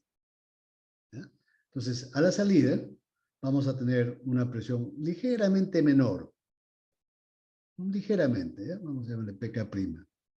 La temperatura sí va a bajar. pK'. Y la densidad va a aumentar. La presión va a bajar ligeramente, ¿no? Ligeramente. ¿Por qué? Porque lo estamos obligando al aire a pasar por un serpentín. Eso provoca una ligera pérdida de presión. Pero hemos ganado en disminuir la temperatura. ¿Cuánto? De 60 a 70 grados. El cambio de temperaturas está en este rango, de 60 a 70. Esto va a provocar un aumento de la densidad del aire. Entonces el aire va a entrar más denso. Ese aire más denso va a permitir que podamos quemar más combustible. Si el motor quema más combustible, va a desarrollar más potencia. ¿Cuánto más? Hemos dicho de 25 a 35% normalmente en motores automotrices. Si utilizáramos 2 turbocompresores en serie, el incremento de potencia podría ser hasta el 100%. Claro, el turbocompresor tampoco es gratis, ¿eh? Un motor con turbo cuesta más, por supuesto. Pero aún así, ese motor con turbo va a costar menos que si nosotros compráramos un motor grande de mayor potencia, ¿no?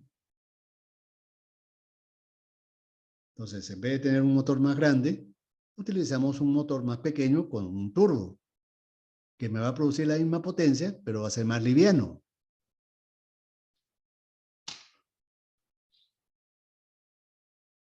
Aquí es un ejemplo de los parámetros en los diferentes puntos del motor sobrealimentado con turbocompresor, ¿no? Temperatura de ingreso. Vean ustedes acá. Temperatura a la salida del compresor. Estos valores. Las temperaturas y presiones a la salida del intercambiador, del intercooler. Noten ustedes, la temperatura ha bajado de 120 a 70. La presión ha bajado de 2.2 a 2.15, ligeramente. En la zona de la turbina, cuando salen los gases calientes del motor, están en estos parámetros de presión y temperatura. Y cuando salen de la turbina, salen un poquito más fríos y a una presión menor, a la presión casi atmosférica. Un parámetro característico de los turbocompresores, típico de los turbocompresores, es el grado de elevación de presiones del turbo.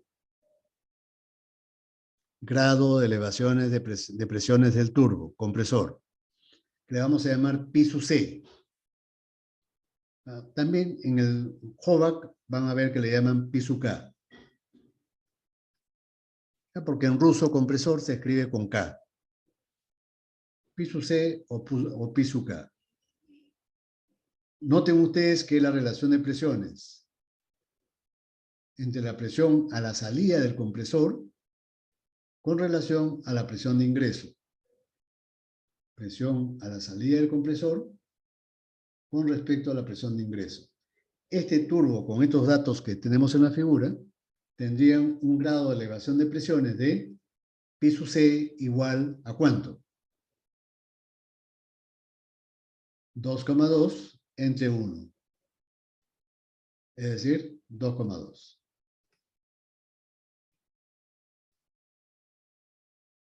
Un valor relativamente alto para hacer un turbo automotriz. Normalmente está en 1,8, 1,8, 2, 2,1. Aquí tenemos 2,2.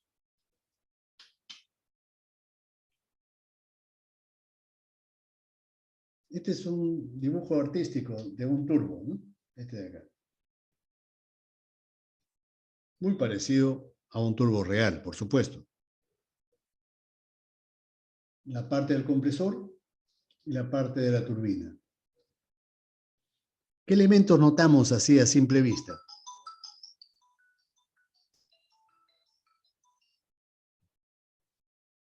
¿Qué cosa notamos ahí externamente? Podemos notar parte del rotor del compresor. Este es el rotor del compresor.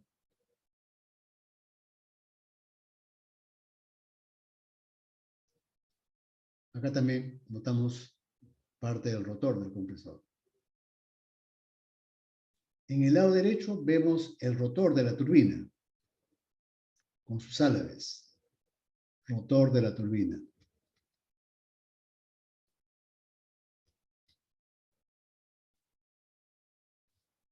Tenemos unos conductos externos en forma de espiral.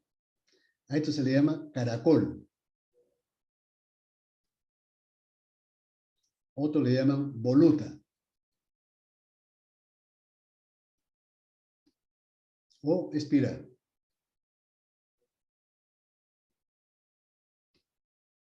Son unos tubos toroidales de sección variable. Tubos toroidales de sección variable. Vean ustedes, el diámetro de acá no es el mismo. Este diámetro no es el mismo que este. Lo mismo en el compresor. Este diámetro no es el mismo de este. Noten ustedes que el rotor de la turbina y el rotor del compresor están unidos por un solo eje. Un eje común.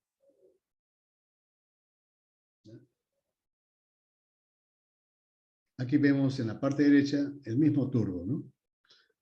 Podemos decir complementariamente que la entrada del aire al compresor es axial. La entrada del aire al compresor es axial.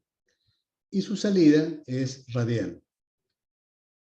La salida del rotor es radial. Entra la espiral y los gases ya se van colectando acá y salen por acá hacia el motor, al motor. En cambio, en la turbina, la entrada es radial. Pasan por la turbina, por el caracol, se van distribuyendo, entran al rotor de la turbina y finalmente los gases salen axialmente. Los gases salen axialmente. Es lo contrario del compresor, ¿no?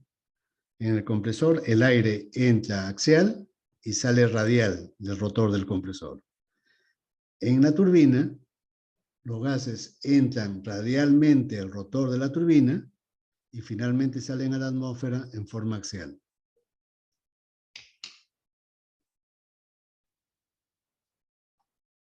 Voy a borrar esto.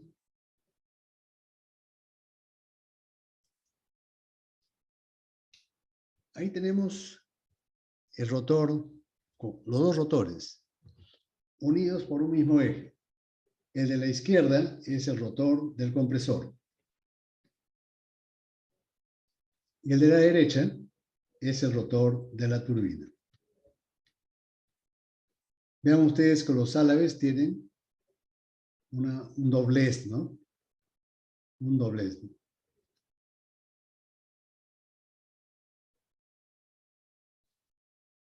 Ya, no son aspas, sino son álabes, ¿no? Con cierto doblez. En el compresor exactamente, no son aspas, ¿no? Son álabes.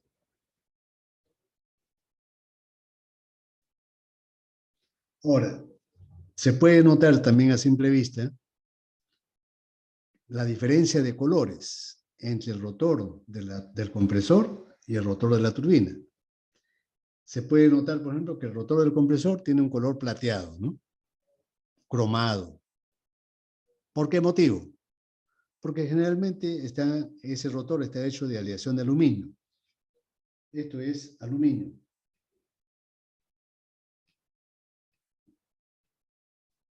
En cambio, esta es una aleación de cromo-níquel.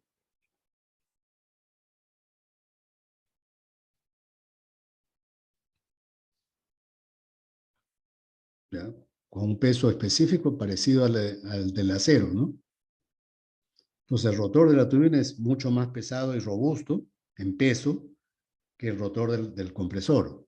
¿Se entiende por qué? ¿Se entiende por la diferencia de temperaturas que hemos visto acá? Mientras que el rotor del compresor, la mayor temperatura a la que está sometido son 100, 120 grados centígrados. En cambio, el rotor de la turbina está a 650, 700 grados centígrados de forma permanente. No en forma fluctuante, sino permanentemente están a 700 grados centígrados. Por eso que el rotor de la turbina está hecho de una aleación especial de cromo-níquel que soporta altas temperaturas sin fundirse, ¿no? Hay que tomar en cuenta que mientras más pequeños son los turbos, más rápidos giran los rotores. Y en los motores para automóviles, esta velocidad puede ser tan alta como 120.000 revoluciones por minuto. Esa es la velocidad con la que gira el rotor de una turbina pequeñita, ¿no? Para un automóvil. Ese rotor, el que se dibuja acá, cabe perfectamente en una mano, en la palma de una mano, si fuera para un automóvil, ¿no? Claro, si el motor es más grande, obviamente proporcionalmente el rotor va a ser más grande también. Pero para un automóvil pequeño, el rotor de un turbocompresor cabe en la palma de una mano. Vean ustedes que las carcasas, también le llaman carcasa, también le llaman esto, donde están los caracoles, son de diferentes materiales, ¿no? Esta es una aleación de aluminio.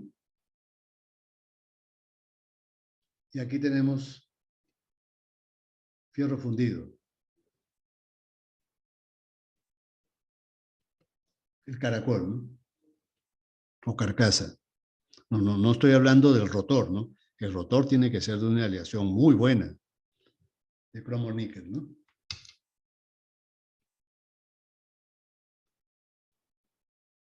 Ahora, es decir, en este capítulo de la turbocompresión, de la sobrealimentación con turbocompresores, claro, voy a expandir un poco para dispositivos y turbocompresores reales. Ya no solamente son los ciclos teóricos, sino estoy describiendo tal como son estos dispositivos. Y entonces, en los turbocompresores reales hay un dispositivo muy sencillo, pero que se considera un dispositivo de seguridad, que se llama válvula Watts-Gate.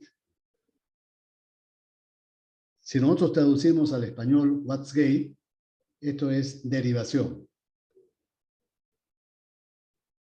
o bypass. Bypass. ¿Para qué sirve? ¿Por qué lo consideramos un dispositivo de seguridad? Esa válvula Watts-Gate, que lo tienen casi todos los turbos, por más modernos que sean, tienen esta válvula que es un poco sencilla, ¿no? En su manufactura. No es electrónica, no. Es sencilla, mecánica. Y acá podemos ver para qué sirve. Podemos entender para qué sirve, por qué se lo considera un dispositivo de seguridad. Aquí tenemos en la parte derecha el compresor. Y en la parte izquierda la turbina. Aquí es el ingreso del aire, ¿no? P0 y T0. Y aquí tenemos la salida. P sub K y T sub K. Ahora, normalmente, que es lo que uno podría imaginarse, en el caso de la turbina, es que aquí tendríamos cerrado este conducto, ¿no? Cerrado. Y entonces los gases entran a la condición P sub T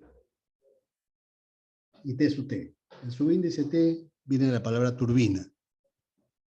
P sub T y T sub T. Presión y temperatura de ingreso a la turbina. Y acá tenemos la salida. P2 y T2. P2 aproximadamente es la presión atmosférica, ¿no? La presión de salida al medio ambiente. Entonces, ¿qué cosa va a ocurrir? Si la turbina fuese una turbina común y corriente, sin válvula Watts-Gate, todos los gases de escape pasarían por el rotor de la turbina. ¿No es cierto? Mientras más calientes estén los gases, ¿cómo creen ustedes que se va a mover el rotor de la turbina?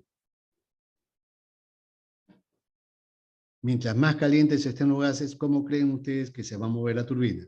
¿Más rápido o más despacio?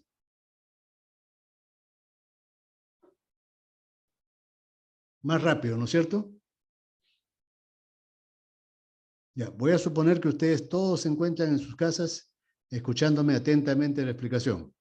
Sí, ingeniero, más rápido. Más rápido, ¿no es cierto? Sí. Entonces, si los gases están más calientes, el rotor de la turbina se va a mover más rápido. ¿Y qué le va a pasar al compresor? Va a girar más rápido también. Va a girar más rápido también, efectivamente. ¿Y qué le va a pasar a P sub K? Va a aumentar. Va a aumentar. Pero nosotros no queremos que la presión de alimentación crezca también desmesuradamente, porque todos los sellos, todas las empaquetaduras que utilicemos, todas las, ¿no? Porque muchas partes son de Hebe. En la parte de admisión, los conductos, algunas partes son de Hebe, ¿no? Que se unen mediante abrazaderas. No queremos que eso falle, por un lado. Tampoco queremos que los gases estén muy calientes, porque la turbina podría superar la velocidad límite que hemos puesto. Nosotros hemos dicho que en el caso normal, bueno, no normal, sino de motores pequeños, puede llegar hasta 120.000 revoluciones por minuto. Y nosotros sabemos que las fuerzas centrífugas que se generan en estos elementos rotativos depende del cuadrado de la velocidad. Entonces, si el rotor comienza a aumentar su velocidad descontroladamente, eso va a provocar que las fuerzas centrífugas crezcan también desmesuradamente, superando los esfuerzos de diseño de estos elementos. A esa velocidad, si se rompen los álabes de la turbina, pueden desprenderse por alguna imperfección o por efecto de la temperatura, eso va a provocar pues la destrucción inmediata de la turbina y el colapso del motor. Y a estos pedacitos, a esa velocidad que gira la turbina, salen como perdigones por todas las direcciones. Entonces, no queremos que la turbina se embale. ¿Qué hacemos entonces? Vean ustedes cómo funciona este mecanismo de seguridad. La válvula Wattgate es esta válvula. La válvula 4. ¿Cómo funciona? Funciona como una cápsula. Una cápsula. Esa cápsula está dividida en dos compartimentos por un diafragma. El diafragma 1 es un diafragma elástico, un Hebe, un diafragma elástico. Entonces vean ustedes, mediante una tubería rígida, yo conduzco el aire a presión que sale del compresor, lo conduzco acá y lo introduzco a la parte izquierda de esta cápsula. La presión del aire, ¿qué va a hacer sobre el diafragma? Lo va a empujar y el diafragma se va a deformar hacia adentro por la presión, ¿no? Este vástago y este resorte, ¿qué le va a pasar al resorte? El resorte va a ser vencido, se va a comprimir y el vástago se va a mover hacia la derecha. Pero aquí tenemos un balancín. Este elemento es un balancín. ¿Qué le pasa al balancín? El extremo inferior se va a mover hacia la derecha, pero el extremo superior, si el pivote es este, se va a mover hacia la izquierda. ¿No es cierto? Esto gira para acá y la parte superior hacia el lado contrario, porque es un balancín. Y entonces vean ustedes que este balancín está unido con una válvula, la válvula Wattgate, la válvula 4. La válvula se abre y permite que parte de los gases se bypasseen directamente al exterior, sin pasar por el rotor de la turbina. Solamente permitimos que una parte de los gases pasen por el rotor, pero la otra parte la bypasseamos directamente al medio ambiente. ¿Qué va a permitir eso? O mejor dicho, ¿qué impide eso? Al bypassear los gases calientes parcialmente a que salgan por la válvula Wattgate, lo que hacemos es disminuir la velocidad de rotación de la turbina. La turbina baja su velocidad y el compresor también va a bajar de velocidad. Al bajar la velocidad del compresor, P sub K también disminuye, impidiendo que este sistema colapse. Entonces, por eso lo consideramos un dispositivo de seguridad. Aquí tenemos la fotografía de un turbocompresor con una válvula Wattgate, ¿no? Acá tenemos la cápsula y la válvula Wattgate está acá en la parte de la turbina, ¿no? ¿Está bien? ¿Se ha entendido, por favor? Sí, ingeniero. Sí, Sí. sí, profesor. Ya. Es un dispositivo, que decir, neumático, pero muy seguro. Hasta los modernos turbocompresores, por la seguridad, la confiabilidad que hay en estos elementos, hasta ahora tienen una válvula Wattgate tan elemental como la que he explicado en la diapositiva. A ver. Aquí tenemos, que es el esquema de un compresor y de una turbina, ¿no? Que como sabemos son turbomáquinas, pero turbomáquinas térmicas, con variación de densidad, ¿no? No son turbomáquinas hidráulicas, por supuesto, térmicas. ¿Ya? En el caso del compresor, vemos el rotor del compresor, parte del rotor, acá. Este es el rotor del compresor. Aquí tenemos el difusor. El difusor es una corona de álabes fijos. El difusor es una corona, un anillo de álabes fijos. ¿Qué es fijos? Acá, por acá pasa el aire, ¿no? Por acá, por cada uno de estos conductos. Vean ustedes que a medida que nos alejamos del centro, la sección de paso va creciendo. La sección de paso va creciendo. Al ingreso es pequeña el área y después a la salida es grande. Y cuando sale el aire del difusor, entran al caracol, que es un tubo toroidal de sección variable. Al inicio la sección es pequeña, ¿no? Acá es pequeña. Pero a medida que nos acercamos al motor, va creciendo. La sección transversal va creciendo. ¿Por qué creen que sea así? Si la sección transversal crece, por la ecuación de continuidad, ¿qué le debe pasar a la velocidad? Disminuye. Ir disminuyendo. Y por la ecuación de Bernoulli, ¿qué le debe pasar a la presión? Aumenta. Aumenta. Y eso es lo que queremos en el compresor. Que a medida que el aire que sale del compresor se acerca al motor, su presión cada vez sea mayor. No queremos que el aire entre a velocidad al compresor, al motor. Lo que queremos es que entre a presión para que su densidad aumente. Ya sabemos que aumentando la densidad aumenta el flujo másico. Eso es lo que queremos. Y en el difusor también pasaba lo mismo, ¿no? A la salida del rotor del compresor la velocidad es alta. Pero nosotros no necesitamos velocidad. Nosotros necesitamos presión. Por eso que en el difusor la sección de paso de los álabes va aumentando a medida que nos alejamos del centro. La razón es la misma, ¿no? Aumentar la presión, bajando la velocidad. Por una cuestión práctica, solamente los turbocompresores grandes tienen difusores. En los turbocompresores pequeños es muy difícil ponerle difusores. ¿Ya? Desde el punto de vista tecnológico, desde el punto de vista constructivo, es muy difícil ponerle difusores. Y el efecto que causa el difusor en un motor tan pequeñito no se nota. Entonces no vale la pena ponerle un difusor, gastar recursos, gastar dinero para que los resultados sean magros. No sirve. Y es muy difícil. Por el tamaño disponible, ¿no? En la turbina tenemos todo lo contrario. Cuando los gases de escape salen del motor, salen a alta velocidad, a alta presión, a alta temperatura. Aquí lo tenemos, ¿no? Alta presión, alta temperatura y alta velocidad.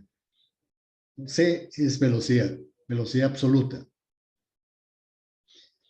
También tenemos, vean ustedes, acá tenemos el caracol de la turbina. En el caracol de la turbina, la sección de paso, a medida que nos alejamos del motor, la sección de paso cada vez es menor. Al final, el área es pequeñita. Ahí la razón es al revés. Queremos que a medida que nos acercamos al rotor de la turbina, la velocidad cada vez crezca más. Y para que la velocidad crezca, disminuimos la sección de paso. Después el aire pasa por una corona de álabes fijos. ¿Estos álabes cómo se llaman? Se llaman toberas. Las toberas tienen dos funciones. Una, hacer que los gases se aceleren a medida que se acercan al rotor de la turbina. O sea, las toberas permiten que los gases se aceleren a medida que nos acercamos a la entrada del rotor de la turbina.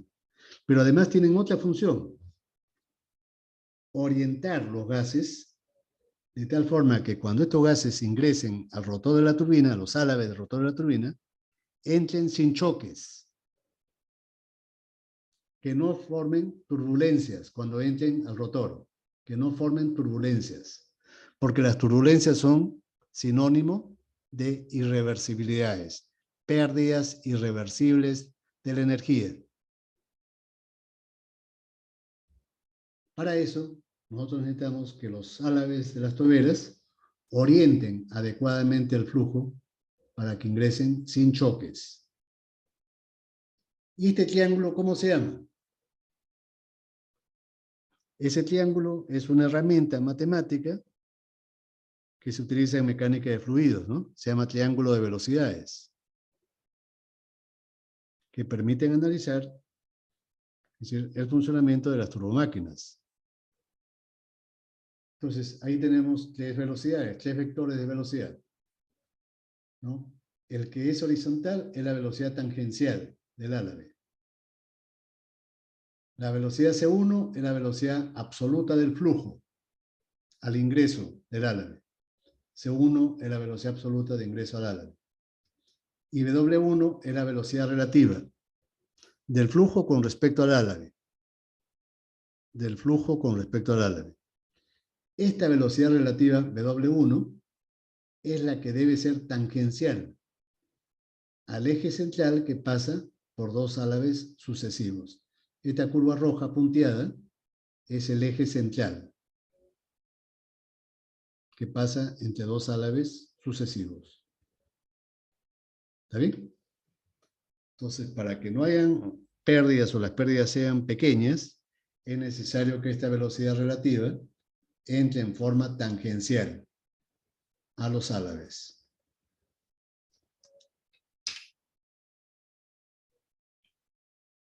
Pero el tiempo ya, hasta ahí nomás nos ha alcanzado. Ya, ahí lo vamos a dejar la clase. Ya, les pediría, por favor, que para la clase del día viernes vengan leyendo, por favor, este capítulo de sobrealimentación. No solamente con respecto a lo que está en los ciclos teóricos de Hobart, sino es un capítulo posterior que se llama sobrealimentación de motores. Ya. O si no, cualquier información que tengan ustedes de internet, pero vengan leyendo algo para que ustedes entiendan mejor y puedan preguntar. Ya cuando vienen ustedes con la mente en blanco, entonces no saben qué preguntar porque todo es nuevo. Entonces la clase es más provechosa cuando ustedes preguntan. ¿Ya, jóvenes? Entonces me despido hasta el próximo viernes, para este viernes. Ya. Hasta luego Listo, con profesor. todos. Muchas gracias. De nada. Gracias. Hasta luego. Hasta luego, ingeniero. Hasta luego.